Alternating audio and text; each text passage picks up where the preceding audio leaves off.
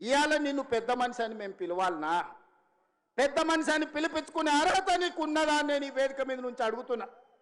నేను అడుగుతున్నా, ఇవాళ పెద్ద మనిషిని ప్రజాపాలన ఎందుకు పోవాలి, పాపాల భైరవుడు అధికారులు ఎందుకు రావాలో నువ్వు జవాబు చెప్పాలి. నీ పదవి కోసం, నీ అధికారం కోసం, నీ ఆకాంక్ష కోసం ఆనాడు 1983 చరిత్ర వెనక్కి వెళ్ళి ఆయన పుట్టు పూర్వతరాలు పుట్టు మచ్చలు ఇవ్వాలి. ఈ వేదిక మీద నుంచి నేను చెప్పదలుచుకున్నా. ఆయన నీతేంది, ఆయన జాతేంది, ఆయన దోస్తేందో ఇవాళ మీ అందరి ముందర నేను విజ్ఞప్తి చేయదలుచుకున్నా.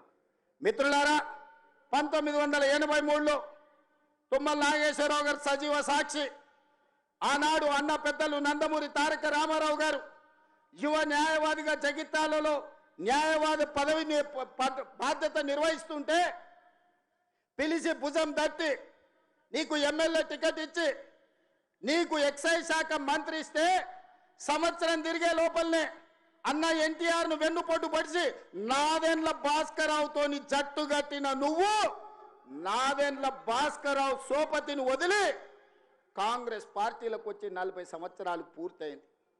నేను అడుగుతున్నా పెద్ద మనిషిని, ఈ 40 ఏళ్ళు జగిత్యాల నియోజకవర్గమే కాదు కరీంనగర్ జిల్లాలో ప్రతి కాంగ్రెస్ పార్టీ కార్యకర్త 14 ఎన్నికల్లో 11 సార్లు ఎమ్మెల్యే, 3 సార్లు ఎంపీ, 1 సారి ఎమ్మెల్సీ, 14-15 సార్లు బీఫామ్ ఇస్తే దుఃఖాన్ని దిగముంగుకొని ఎన్టీఆర్ను వెన్నుపోటు పడిచిన నిన్ను, నాదెండ్ల భాస్కరరావు అనుచరుడైన నిన్ను ఎమ్మెల్యేగా, ఎంపీగా, ఎమ్మెల్సీగా ఏ ఎన్నికల్లో పోటీ చేసినా వేలాది మంది కాంగ్రెస్ పార్టీ కార్యకర్తలు నిన్ను భుజాల మీద మోసిన మాట నిజం కాదా?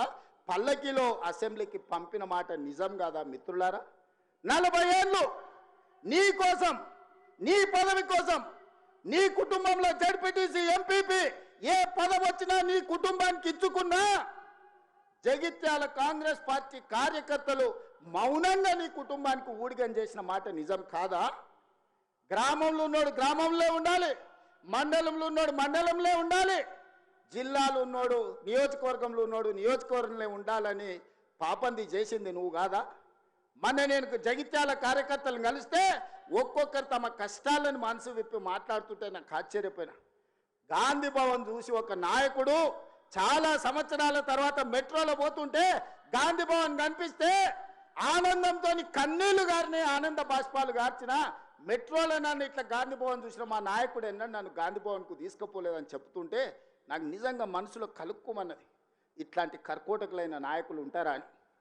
అలాంటి నాయకుని కూడా జగిత్యాల ప్రజలు 14 సార్లు బీమా ఇస్తే ఎన్నో సార్లు ఓడిపోయినా వదలకుంటేనే ఆయన వెనకాల నిలబడి, ఆయన గండగా నిలబడి ఆయన భుజాల మీద మోస్తే ఒక్క ఏడాది పదవి లేకపోతే మీ గుండెల మీద దాన్ని మిమ్మల్ని మోసం చేసి పారిపోతాడా అని నేను అడుగుతున్న మిత్రులారా. ఇది న్యాయమా? ఇదేనా నీ జాతి, నీ నీతి? ఈ వయసులో నువ్వు 40 ఏళ్ళు నీ జెండా మోసి నిన్ను మోసిన కార్యకర్తల గుండెల మీద దాన్ని మోసం చేసి శత్రువు సంతను చేరుతావా? శత్రువు సంకలు చేరి ప్రజాపాలన పోవాలంటావా? ఇట్లాంటోడు పెడితే పెళ్లి కోరుకున్నాడంట, పెట్టకపోతే సావు కోరుకున్నాడంట. ఇంతకంటే ఉదాహరణ ఇంకేమన్నా ఉందా? నేను అడుగుతున్న పెద్ద మనిషిని, ఈ ప్రజాపాలన ఎందుకు పోవాలి? 10,000 కోట్ల రూపాయల ఆడబిడ్డలకు మహాలక్ష్మి పథకం ద్వారా ఆర్టీసీలో ఉచితంగా అమ్మవారిని దర్శించుకోవాలన్నా, అమ్మగారి ఇంటికి పోవాలన్నా మా అక్కలందరినీ ఆర్టీసీలో ఉచితంగా ప్రయాణం ఇచ్చినందుకు ప్రజాపాలన పోవాలన్నా?